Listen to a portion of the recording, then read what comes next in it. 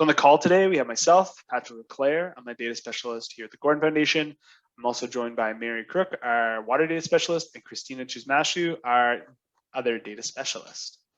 So for those of you that don't know, DataStream is an open access site for water quality data. It's free for anyone to use, and you can come in and explore via the map and then visualize and download the data.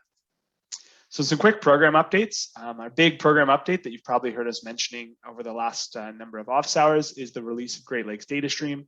So Great Lakes DataStream is the newest hub to join our hub. So we are up to 4 now.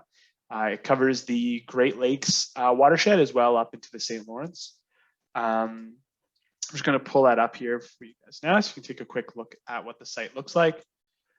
So the site is greatlakesdatastream.ca. So if you go to the hub here, pretty standard layout to the other hubs. If you go into Explore Data, we can see all of the data on the map and where the region covers. So like I said, Great Lakes and up to the St. Lawrence. Currently, we're working with over 20 organizations, and we have just under 7 million observations on the site. So, very similar to our other regions where we're working with community groups and governments and researchers. So if you are interested in getting your data up onto Great Lakes DataStream, feel free to reach out. Just because the platform is released doesn't mean we've stopped uploading data. As with the other ones, this is just now it's public for people to come in and download and explore the data. So I'd recommend you checking it out. Like I said, our next program update, back to the slides here, is we're releasing a new upload template. So this should be coming in the next few weeks. Nothing here, nothing kind of groundbreaking or breaking changes here. You can still use 2.6 for the most part. The two major things we're changing, one is bilingual text. So for the glossary, the instructions, and the metadata form, we're providing it in both French and English. So if you are bilingual or a French first speaker, you can go in and download this new one.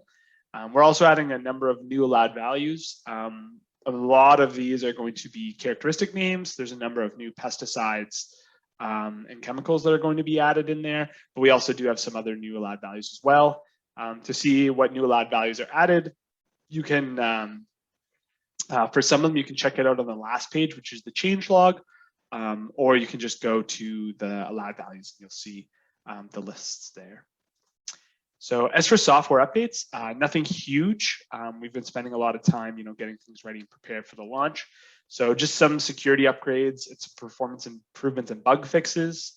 One thing though that we do have coming this month is a custom download tool. I'm just going to pull that up here for you guys. So this is something we've been getting a lot of requests for, is people looking to download data across a number of data sets, kind of to do a bulk download.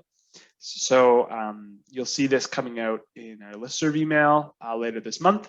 So the custom download allows people to go in. You can filter by region and monitor location type and some other parameters such as characteristic name. Generate the data set, and this then allows you to actually download all of the data that meets your search criteria. So our hope here is that this will allow people to better leverage DataStream to compare data from across data sets as we have been growing and getting a lot more data. So that being said, I just want to thank you guys for coming out to office hours. You can check us out at datastream.org or one of our 4 hubs. Also follow us on Facebook and Twitter. There's been a lot of content coming out the last couple of weeks for Great Lakes DataStream. So follow us there to keep up to date on that. You can also find, we'll have a recording of this update as well as all our past recordings on our YouTube channel. And make sure you subscribe to our newsletter. That's the best way to keep up to date with all the DataStream news.